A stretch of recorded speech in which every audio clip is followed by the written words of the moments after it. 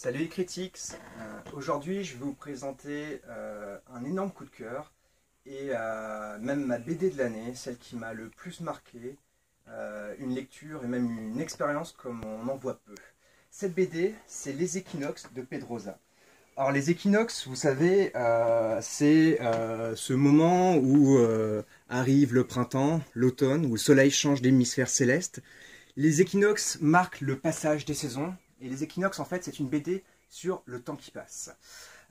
Pedrosa, vous le connaissez, c'est l'auteur de Trois Ombres, mais aussi de Portugal.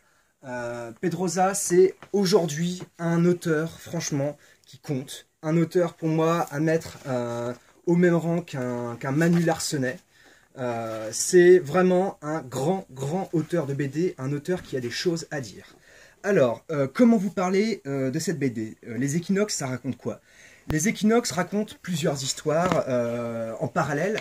À ce titre, on peut dire que c'est une BD qui est très exigeante parce qu'elle demande une vraie participation du lecteur, à lui d'établir quelques ponts, à lui aussi de s'approprier la bande dessinée. Parmi ces histoires, on va compter plusieurs. Celle-ci, l'histoire d'une jeune femme il y a très longtemps. L'histoire aussi d'un ancien militant de gauche, aujourd'hui à la retraite, et qu'on vient rappeler à propos d'un projet d'aéroport qui a du mal à se monter. L'histoire aussi d'un père de famille divorcé qui est en colère contre tout le monde, qui est en colère contre le monde, et qui a des difficultés avec son ancienne femme, mais aussi sa fille. Et encore beaucoup d'autres histoires. Et en fait, à l'intérieur de ça, on va voir aussi l'histoire d'une jeune femme avec un appareil photo, donc qui va prendre des photos, mais aussi qui va faire des instantanés de vie.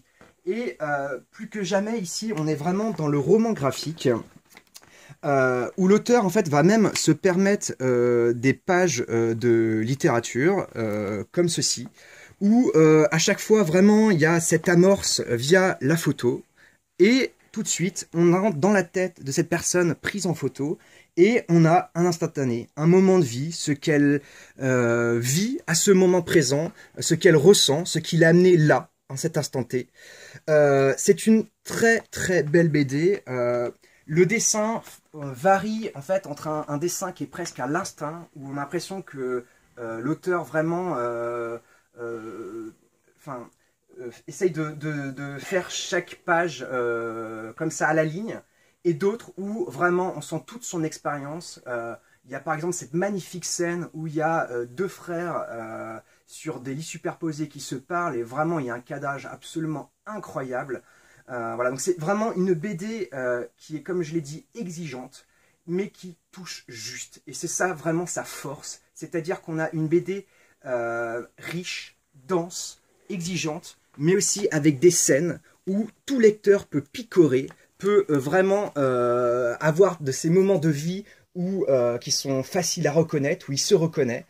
Et à la fin, il y a vraiment une des meilleures fins que j'ai jamais vues en BD, plus encore que celle de Portugal qui était déjà excellente dans son genre, où tout est bouclé, où le temps continue, le temps passe, mais le cycle s'est arrêté pour certains, continue pour d'autres. Donc voilà, c'est vraiment une BD très difficile à décrire. C'est une véritable expérience de lecture, une BD comme on en lit peu. J'ai à vous dire, j'ai très hâte de la relire parce que je pense que j'ai raté quantité de choses. Donc voilà, on va pas y aller par quatre chemins. Les Équinoxes, c'est ma BD de l'année, une BD incroyable, dense, qui se lit, je pense, il faut 2 ou 3 heures de lecture. Je conseille même de la lire d'une traite parce que il y a beaucoup de personnages, beaucoup d'histoires qui se superposent. Donc voilà, donc c'est aux éditions Dupuis, dans l'excellente collection Air Libre, Les Équinoxes de Pedrosa. Allez-y les critiques, c'est vraiment une BD incroyable.